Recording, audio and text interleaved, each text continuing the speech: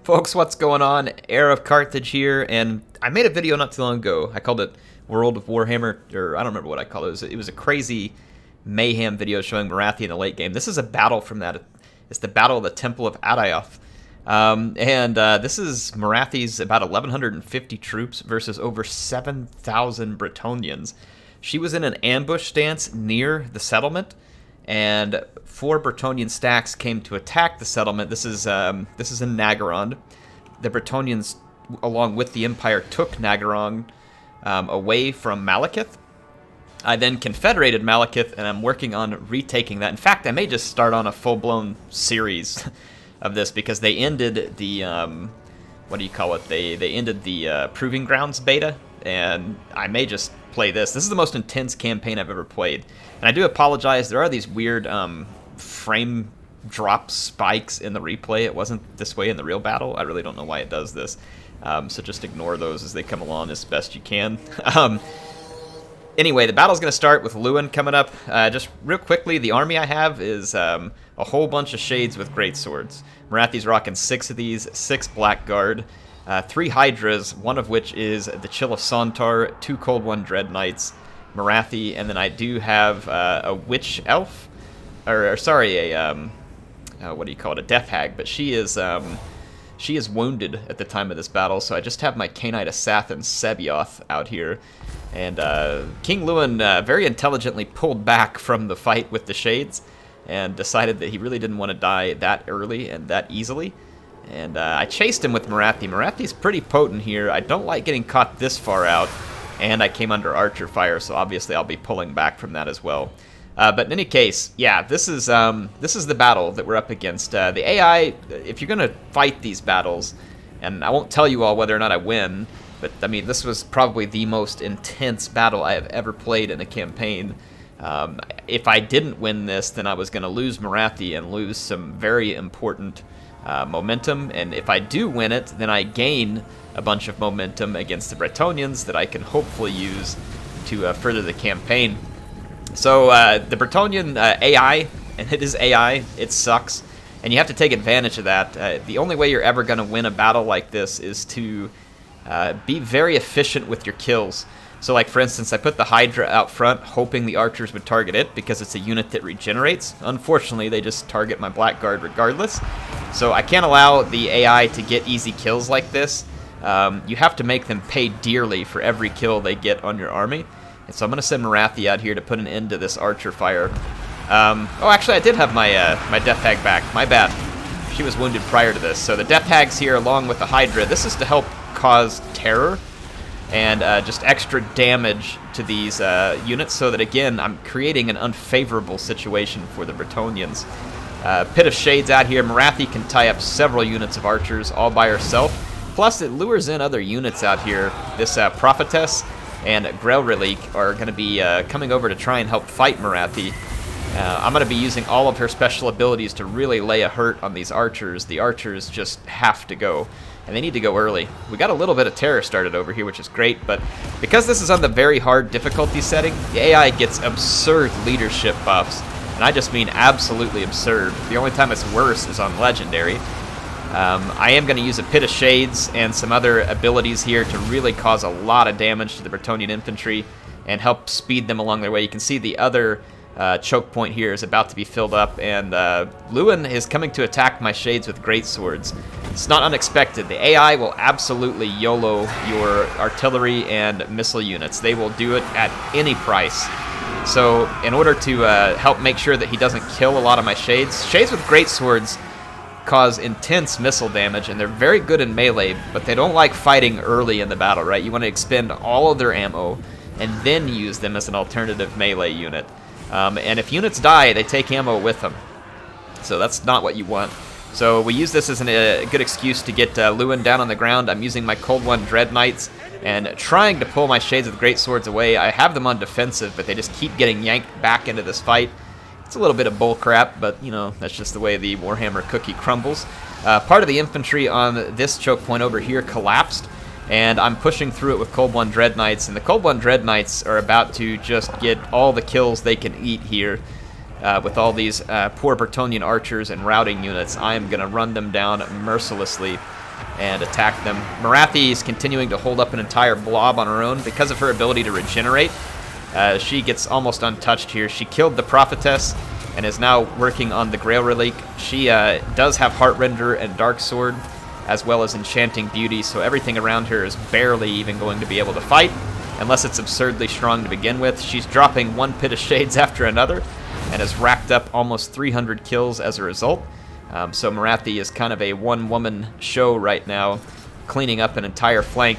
And you can see the power bar is actually starting to swing my way. You can sometimes win these massive battles by swinging the power bar so far that the reinforcements that aren't here yet, if you look, only 4,400 of the 7,200 troops are actually on the battlefield, and we're killing them very efficiently. About 140 kills on my side to about 17 or 1,800 kills against the Bretonnians, so 10 to 1, good ratio for me at the moment, though out here I didn't do so great with my Cold One Knights. That was a big waste. But with this blob here, this is a perfect way to ensure that we get really good kill ratios. Chasing down routing units, you don't want to have to fight these units more than once. They cannot fight you if they're shattered, so dedicating a unit to this can also be a way to help ensure that you might achieve victory in these scenarios. But by sheer weight of numbers, we could lose this battle. We could do everything right and still lose this battle just because the Bretonnians have numbers here. And you can see those numbers still coming on, like another unit of pole arms trickling in from there, another unit of pole arms trickling in from over here. The Shades with great swords are now done fighting Louen because he's decided to jump back into this infantry fight. He is surviving for, in my opinion, way too long. He's getting extremely lucky at the lack of missile damage that he's taking, but I guess the Lion's Shield at the moment is helping him. He didn't have it on earlier and was somehow surviving a lot of massed fire. So he's definitely getting the AI luck of the dice roll here. Now I left one unit in the breach over here on the right choke point, and I'm sending more infantry to support my infantry on this side. Again, they're just getting weighed out by numbers, and I'm having a hard time getting this blob over here to rout just because there's so many troops. We can't convince them that they should just go ahead and flee regardless of how hard I'm hitting them. Again, those leadership buffs make a big difference. Now Morathi drops a devastating Pit of Shades on the middle of this, and she is just going to continue to absolutely rip enemy infantry to shreds. That puts her up over 600 kills. Then I'm going to use her to attack the back of this infantry. Again, that Heartrender and Dark Sword, I just want to debuff all this stuff, give the extra penalties, and we do manage to start to get a chain route going. And as you can see, the power bar now getting very, very close to just causing army losses and sending all of these units off the field. Again, this is a challenge, though, because the leadership of the AI gets massive, massive cheats, and so it will keep a lot of their units on the battlefield when in most cases they would decide to leave. See, like here, Lord Incapacitated and other stuff. Look at this, 223 kills on the Cold One Riders. Just continuing to clean up units. New ones come on back here in the back, and I have to watch out and take them on as well. This one Blackguard, I decided to send the Shades with great swords over here to help clean up the reinforcements coming from this flank. Morathi manages to push back everything in the choke point, and so I'm going to start actually, instead of just lining up in the choke point again, I decide that, hey, you know what, I'm going to push forward, continue beating these units, and I'm pretty sure that I can cause the army losses because there's just some more infantry trickling in, and if we can squash a bunch of these guys hard enough and fast enough, I think we can push the army losses. But you can see that with some of these troops being shattered, more are getting able to come on to the battlefield. So you can see back here a couple of new units, 268 kills on the Cold One Dread Knight. The Shades over here just absolutely taking a crap on all these blobbed up men-at-arms. So Sabioth blobs them up, and then the Shades just knock them down. And so just easy wrap up right now. You can see thousands of Bretonnian troops dead. So at this point I've lost a little over 200, and the Bretonnians have lost about 4,000.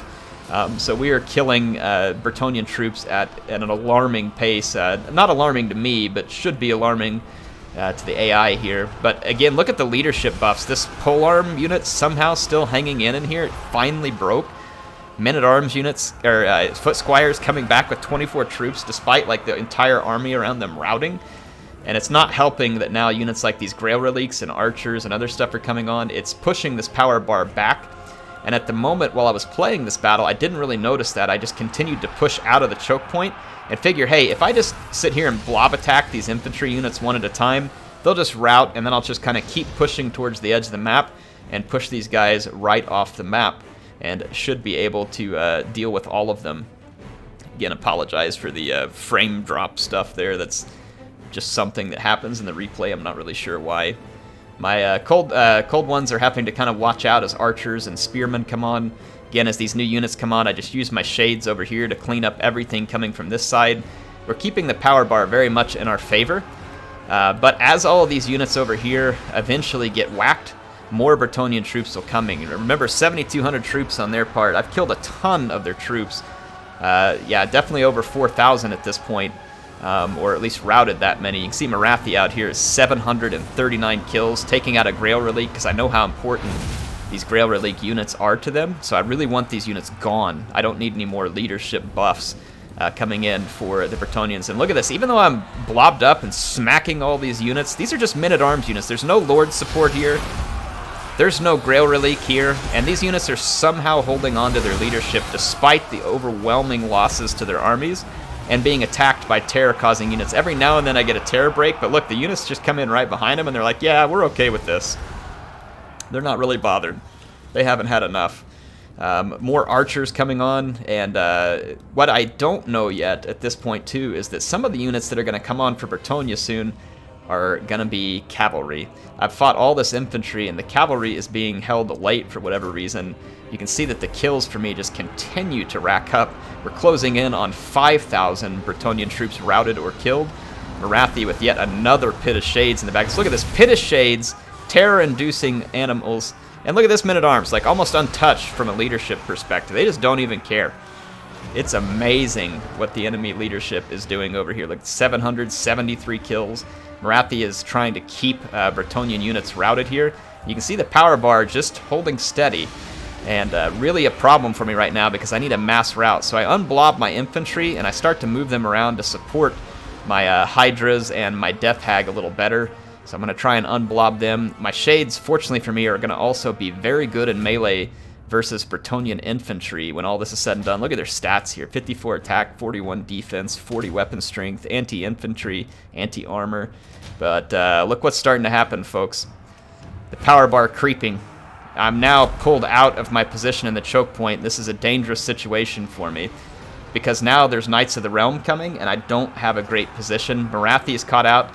Knights of the Realm are going to be a bad thing for her. More Knights of the Realm over here. Another Grail Relic. All kinds of units coming on that are going to really uphold the Bretonnian leadership. I was chasing down all the units as soon as they came onto the battlefield, but then questing knights came onto the battlefield. I can't afford these type of engagements right now.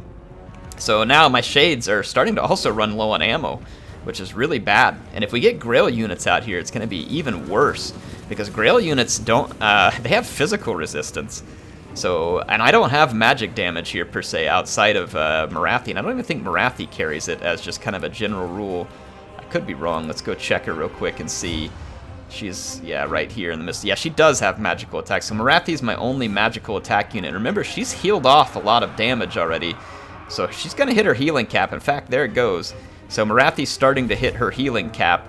And I can't just depend on her to absolutely tank everything here for me, even though she probably could, given the opportunity. Just look at the damage output here on Morathi. This is incredible for a kind of hybrid spellcaster. She's not even really hybrid. She doesn't have that much armor.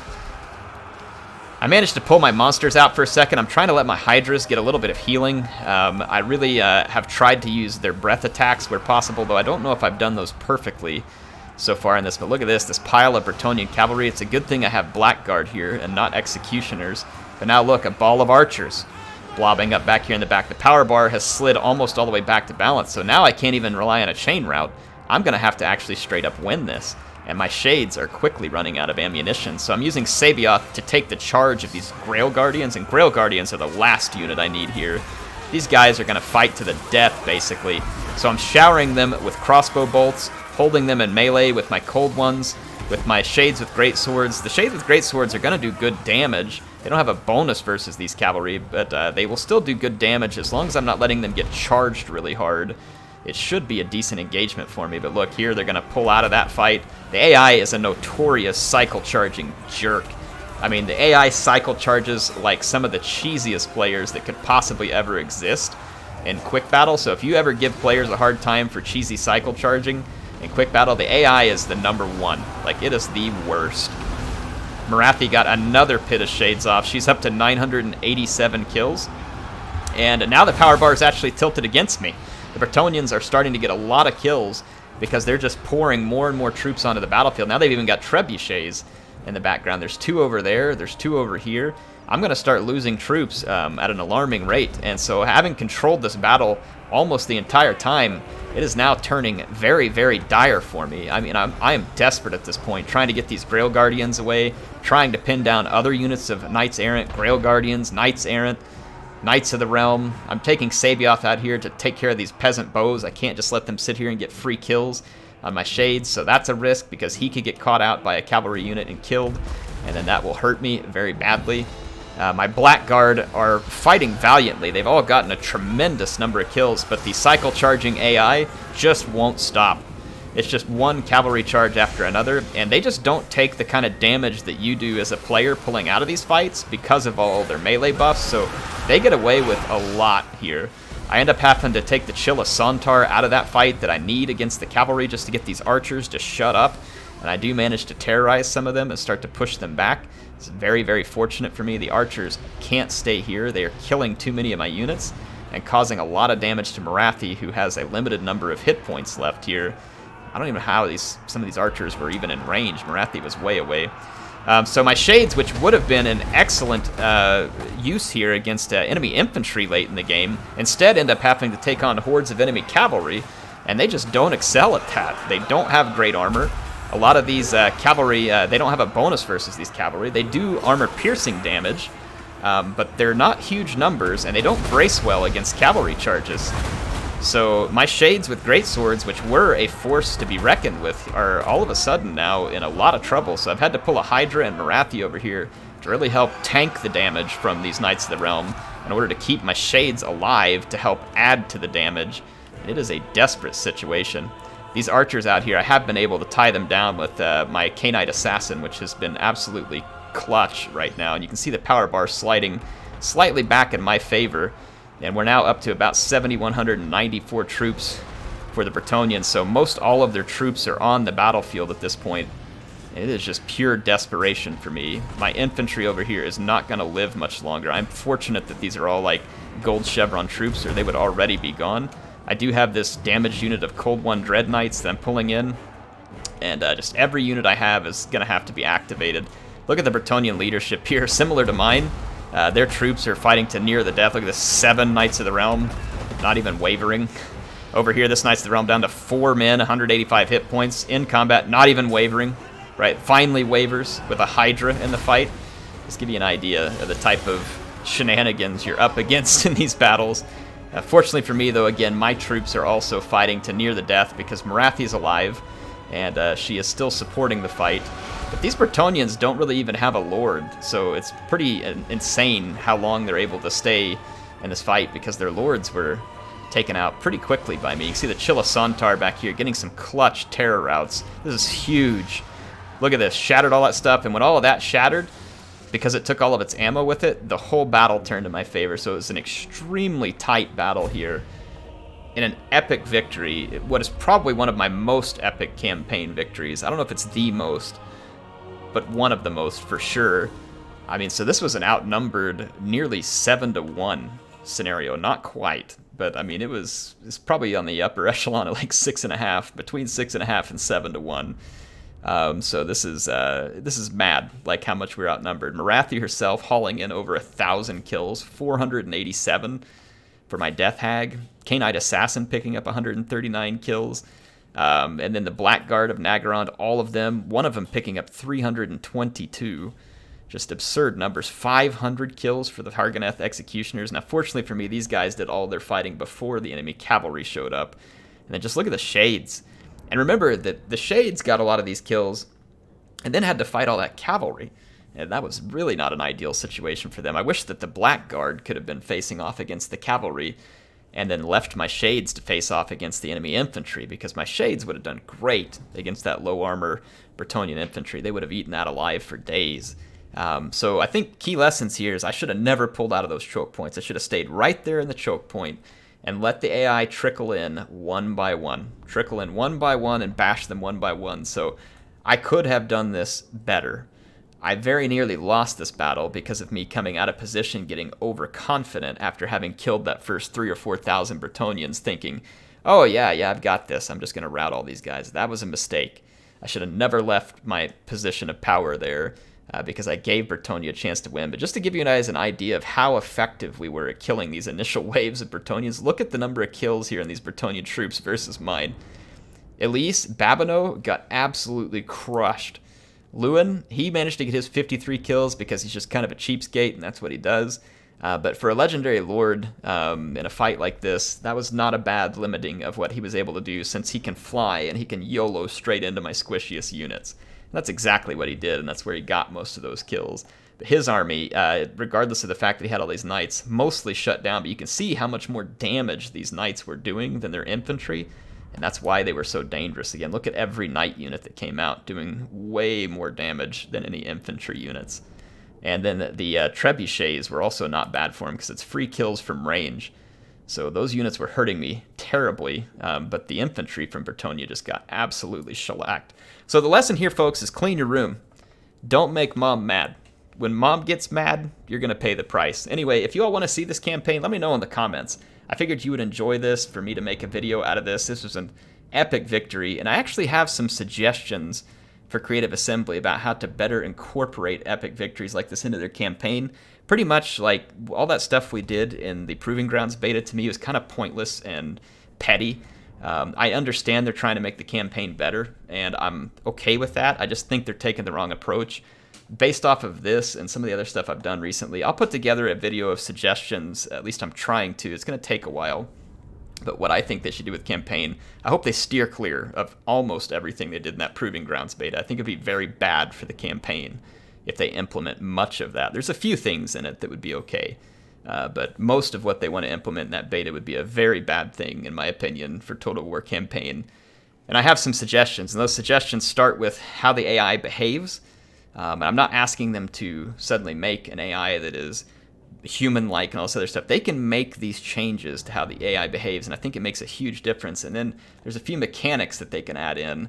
I'll discuss those again in another video. Hope you all are excited for it. HeirofCarthage signing out for now. I will see you soon with some more Total War Warhammer 2 action.